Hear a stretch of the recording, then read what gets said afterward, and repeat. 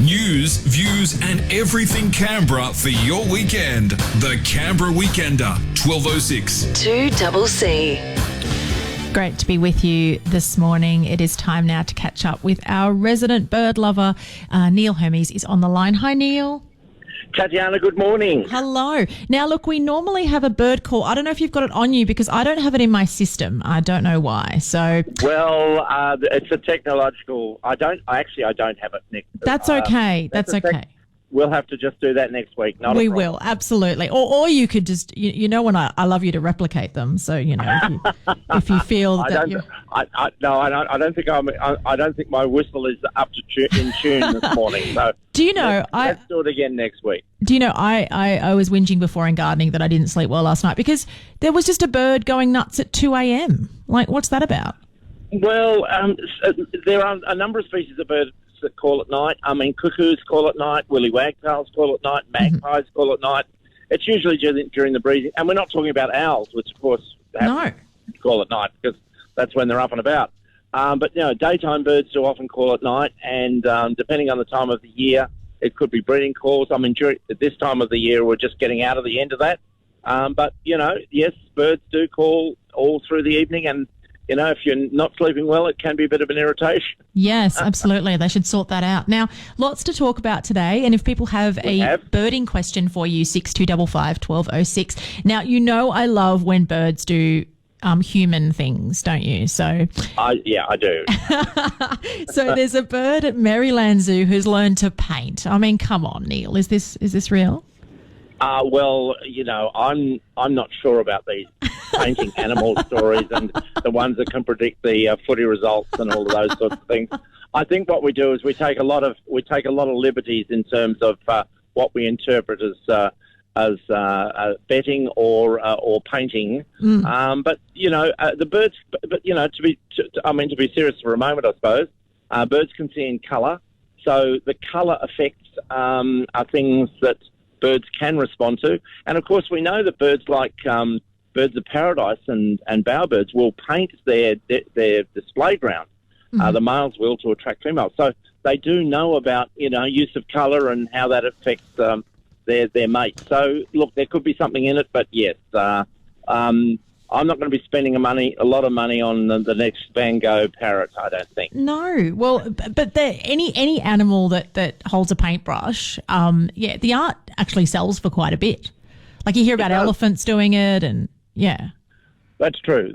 So, look, I think you have to be an expert in the art field rather than the bird field for that, though. Yeah, absolutely. And apparently it's an African grey parrot species that's doing this. Yeah, and they're the ones that, you know, we see as the birds that the pirates have on their show. They were commonly kept on ships, the African grey parrot, and they're good talkers as well. Imitate our words. Now, I tell you, I encourage people to ring with bird questions, but I think we could do a better pun here. That the zoo posted a video of the bird at work putting forth the question, will she be the next Birdcasso? I mean, we can do better than that. Yes, I think so. You know, I mean, we need to have a parrot that can do drizzle art because, of course, we know blue poles is now worth $1/3 billion. So, if we can train a bird to do something like that, that'd be great. Absolutely. Now, some good news. Hubert, the Eurasian hobby, released after treatment for a broken wing. Amazing story about Hubert. The Eurasian hobby. A hobby is a type of small falcon. We have kestrels in the ACT and peregrines. A hobby and an Australian hobby. They're a very small falcon. They eat insects on the ground. Beautiful, small, eagle-like bird. And we don't get Eurasian hobbies in Australia, except that we've had a couple turn up in Perth. They're migrants. They come from China and from Eurasia, and they migrate down into Africa every year. And 2 or 3 have accidentally ended up in Perth. But we had one, and this is the only one we've ever recorded, turn up in Sale in Victoria last year. Sadly was injured wings, then named Hubert, and he has been able to be rehabilitated. His broken wings have been repaired, and his normal migration from Africa back to China would be in sort of late March, early April. So they've now got Hubert fit again This is a tiny bird, the size of about the size of a magpie. Oh, wow. So he's fit again. He'll be flying back to China, in the next couple of weeks from Victoria with 2 wings that have been repaired by people, and he's been rehabilitated and given exercise, etc. Amazing story that this bird was found, recognised for what it was, and now he's on his way back home, hopefully. Yeah, that's fantastic. That's really good news. I love that. Now, a bid to use a satellite to track a bird caught in a TV antenna. Yeah, a bit of a sad story. It was an osprey in South Australia that got caught by its leg in an aerial on a TV antenna, and it would have died if it just hung there for an hour or two. But a fantastic rescue operation was done. The bird was brought down from the aerial. A slightly injured leg, but has been repaired. Ospreys are an amazing bird. They dive into. Well, they don't dive into.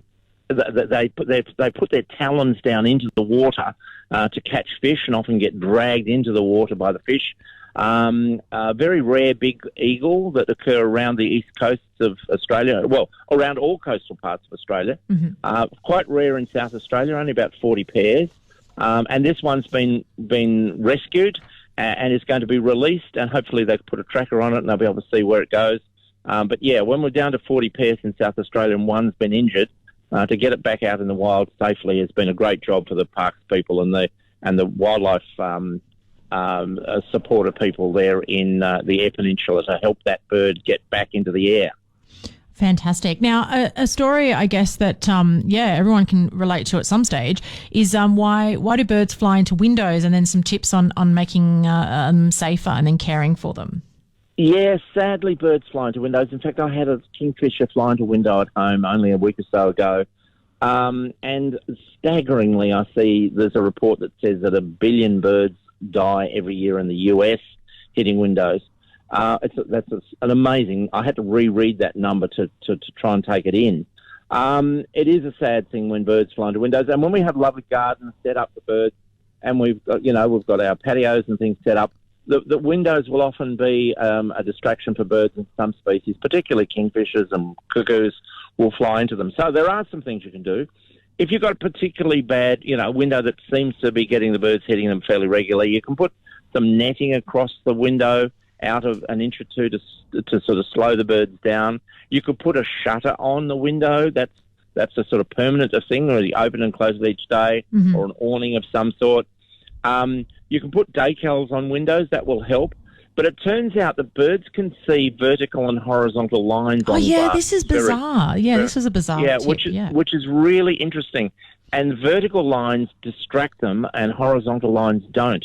So if you can put some tape on a window, vertical lines of tape, but it's got to be a certain distance apart. Otherwise, I think they can fly between it. So we're only just learning, and different colours, because they think it looks like a forest. They're flying through a forest. Wow. So the glass is imitating a forest. There's some fantastic research in the US where they're putting almost invisible wires in the glass mm-hmm. that birds can see, which is hugely reducing the impact of birds on glass. So, look, there's a lot of things that can be done. Quickly, while we're on it, though, Tatjana, if you do find a bird that's hit glass, sometimes they're not killed and they're just stunned. If you pop them in a box mm-hmm. and just keep them quiet for an hour or two, and they're over the shock of it, frequently they'll just take off and fly off. But you just have to keep them protected for that first hour or so that a cat or a bird of prey doesn't kill them, because they will just sit there sort of stunned for half an hour mm-hmm. while they get over it. So sometimes you can save a bird that's hit a window just by putting it in a dark place for an hour or so and then re-releasing it. And I guess, and the other tip was that if it's not recovering but still breathing, contact a wildlife rehabilitator, so wires exactly. or someone like that. If you're still in the box and it's not doing well, yes, then take it to wires or a vet. But I have frequently released them after half an hour, and they seem to be perfectly fine. It's just the shock of hitting the window that doesn't kill them, but means that they're sort of incapacitated for a moment or two. That can be dangerous for a bird. I'll have to send you a video, Neil, that I saw this week of it's this Irish video of a bat being caught in the kitchen and someone's filming a lad named Derry trying to catch it. And it's probably not safe for work because there is a little bit of language, but it's very, very funny. It's very funny. The things the efforts that people go to try and save animals, in their houses. I've seen stories about snakes and bats and birds.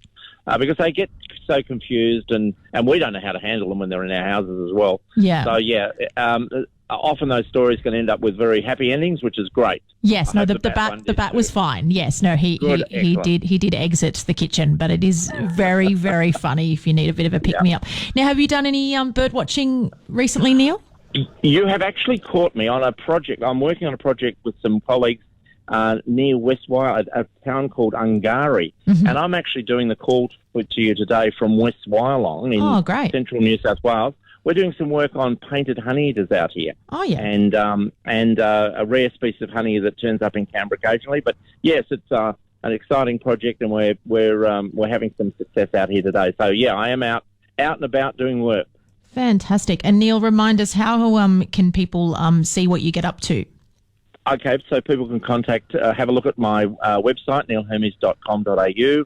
Have a look at my YouTube channel. I've got lots of stories about bird watching, tips on how to bird watch, and trips that I do around the place, including around Canberra and further afield. So neilhermes.com.au, whack that in and have a look at the website.